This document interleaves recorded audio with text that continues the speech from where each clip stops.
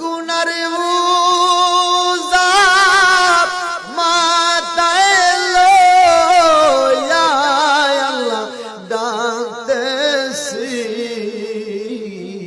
মাফ করে দে মাবুদা আল্লাহ ইলাহি।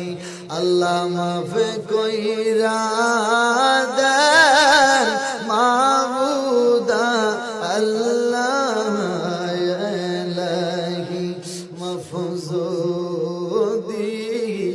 নাহি কর বান্দারে, বলো তো বান্দা যাবে কার ধারে, বলো তো